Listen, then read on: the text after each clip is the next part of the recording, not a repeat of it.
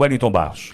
O Departamento do Tesouro dos Estados Unidos enviou uma carta aos bancos brasileiros ontem questionando a aplicação da Lei Magnitsky contra Alexandre de Moraes. A decisão do governo norte-americano, comunicada no dia 30 de julho, diz que todos os eventuais bens do ministro no Supremo Tribunal Federal estão bloqueados nos Estados Unidos, bem como qualquer empresa ligada a ele. O ministro também está proibido de realizar transações com cidadãos dos Estados Unidos, utilizando cartões de crédito de bandeira americana, por exemplo, com informações, inclusive, da Folha de São Paulo. O comunicado do Escritório de Controle de Ativos Estrangeiros, que pertence ao Tesouro Americano, pergunta aos bancos brasileiros quais ações foram ou estão sendo tomadas pelas instituições para cumprir a sanção aplicada ao ministro Alexandre de Moraes. Os questionamentos foram feitos no primeiro dia do julgamento de Jair Bolsonaro e outros 7 réus pela suposta tentativa de golpe de Estado no Brasil.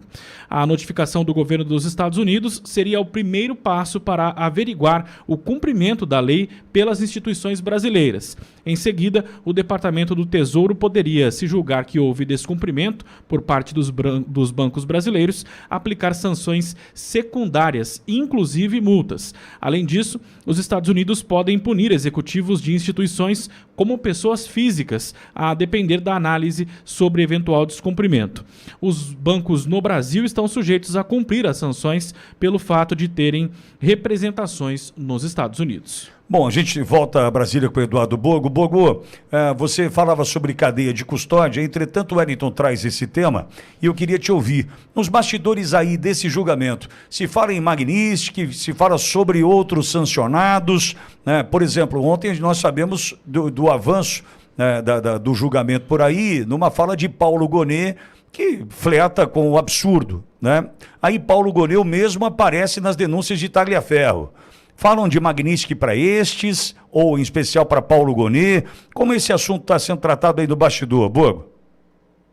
Olha, então, em conversa aqui com alguns jornalistas, com alguns políticos que eu tive ontem também, ninguém cita, até porque parece que não freou essa vontade, esse ânimo, né, deles descumprirem a Constituição. Ao que tudo indica, eles não estão aí muito preocupados. Eu não sei se talvez a Lei Magnitsky não veio da sua forma mais dura, né, mais forte, mas ao que tudo indica aqui, até porque tinha, né, uma expectativa de logo após o Gonet, né, dele terminar a sustentação oral dele, a acusação dele oral, que viesse a aplicação de uma lei Magnitsky, e até agora, pelo menos, eu não tive ciência de nenhuma aplicação nesse sentido. Pode ser que durante o dia, durante a semana, tenhamos aí novas sanções aplicadas pelos Estados Unidos, mas ao que tudo indica, pelo que nós estamos acompanhando aqui, eles não estão, acho que muito...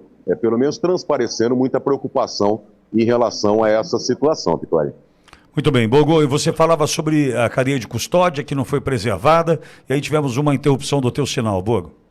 Sim, a cadeia de custódia, recapitulando, que é todo histórico, né, do crime, os fatos que ocorreram, as provas, desde o nascedouro do crime, as primeiras diligências, as primeiras investigações, até o final, quando ocorre a acusação.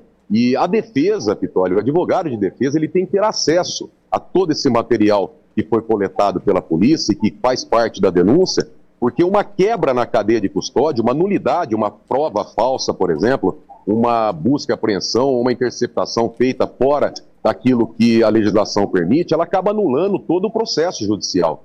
E isso é muito importante porque não vai parar aqui no Supremo Tribunal Federal, isso aí vai se estender a outras cidades pelo Brasil. Essas nulidades vão amparar, vai dar força para outras autoridades que cometam irregularidades a praticarem esses absurdos. Por quê? Mais de 70 terabytes de documentos foram produzidos pela Polícia Federal e encaminhados ao Procurador-Geral da República. Porém, não foram juntadas todas essas provas. O que o Procurador-Geral da República, que é o órgão de acusação, o que ele considerou importante, foi juntado ao processo. Aquilo que ele considerou como não importante, aí pode ocorrer de ter nulidades, pode ter fraudes dentro do processo. Por exemplo, um dos documentos que foi apresentado pelo Eduardo Tagliaferro ontem indica que houve fraude, que houve uma fraude processual. Então, ao passo em que não se junta tudo no processo, Dr. Celso Villard, ele disse aqui que ele, até hoje, ele não conhece todo o conteúdo que foi produzido pela Polícia Federal. E isso é gravíssimo. Porque, imagina, é um processo que tramita por meio físico, quer dizer, o papel ele pode ser adulterado.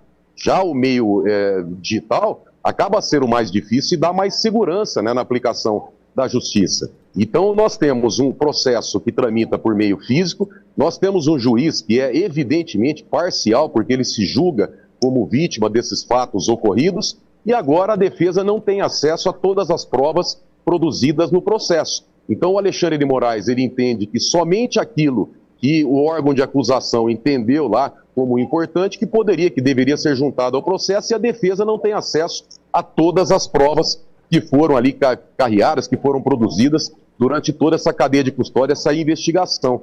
Isso é muito, muito perigoso, porque pode se estender às outras comarcas. Imagina um delegado ou um juiz que tem ali, estejam mal intencionados, produzindo provas nulas ou provas criminosas. Eles produzem essas provas, eles chegam ali às conclusões que eles entendem como cabíveis, não juntam no processo, e o advogado da defesa jamais vai saber se teve alguma nulidade ou algum crime nos autos. Então é gravíssimo isso que a defesa apontou, do que o doutor Celso trouxe no julgamento, e somente isso já bastaria para anular todo o processo.